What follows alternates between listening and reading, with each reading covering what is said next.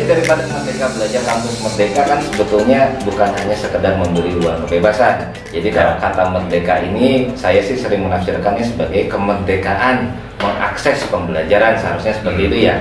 Bukan kemudian orang bisa merdeka secara waktu dan belajar kapan saja bagaimana maunya, bukan. Tapi kemudian cara proses belajar mengajar kemudian lebih inovatif. Nah, salah satunya adalah dalam misalnya pada saat pengajar menyampaikan isi materi, bagaimana mereproduksinya sehingga bisa terlihat bahwa orang yang ada dimanapun bisa mengakses itu dan mengulang aksesnya dimanapun juga, waktunya kapan, sehingga pada saat orang miss out satu sesi itu bisa mengejar satu. Yang kedua, pembelajaran 4.0 atau kuliah 4.0 juga seharusnya memancing sebuah inovasi. Jadi tidak menciptakan robot-robot calon pekerja nih kalau bahasa saya, tapi lebih kepada orang yang nantinya memiliki keterampilan. Keterampilan apa dulu? Ya keterampilan 4.0 tadi.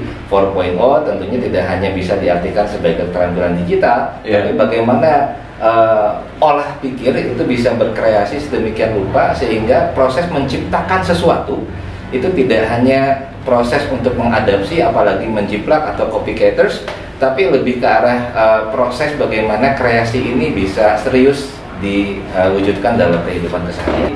Perlu juga disudahi sebetulnya gaya mengajar secara monolog. Kelanjutannya bagaimana sebuah exercise, sebuah eksplorasi berpikir itu ditularkan pada peserta didik.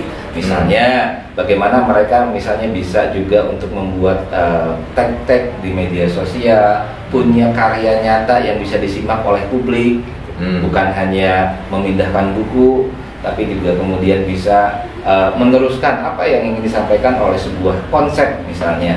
Contoh, di kita kan di era pandemi ini ada yang namanya ketahanan sosial. Bagaimana ketahanan sosial orang itu bisa juga berimbas pada ketahanan ekonomi, ketahanan politik, dan seterusnya. Tentunya ini tidak cuma sekedar enak dibicarakan di atas konsep, tapi misalnya menstimulasi peserta didik gimana nih cara menciptakan sebuah reka cipta, sebuah blueprint baru misalnya di mata kuliah kebijakan. Bagaimana peserta didik diminta untuk mengulas isu-isu yang aktual, bagaimana preskripsi yang bisa dicarikan dari sana, bagaimana itu bisa ditayangkan di jejaring sosial akademik. Ada loh jejaring sosial akademik. Jadi media sosial bukan saja media receh yang isinya nyampah di betul. Ada juga loh jejaring sosial akademik.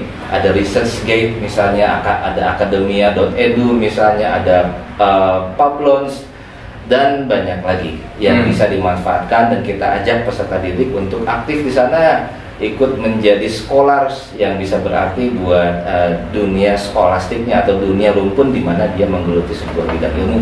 Kalau saya kebetulan orang participatory action research, jadi riset saya itu berdasarkan partisipasi aksi. Langkah partisipatoris, bagaimana berlatih untuk blending in dengan subjek yang kita teliti, bagaimana membentuk bonding dengan masyarakat pada saat kita ingin mengkaji sesuatu. Misalnya nih, saya ingin melihat sebuah fenomena terjadi gesekan sosial gara-gara pandemi antara Gopang dengan Gojek. Ya tidak bisa cuma kita duduk enak di ruangan AC memandang dan menilai, oh ini ada Gopang, ada Gojek, nggak bisa. Kalau perlu nyobain. Betul. Nah, misal ini contoh ekstrim. Tapi artinya nyoba di sini jangan diartikan negatif ya. Tentu aja ada koridor-koridor yang harus kita patuhi, koridor riset, koridor hukum maupun koridor sosial.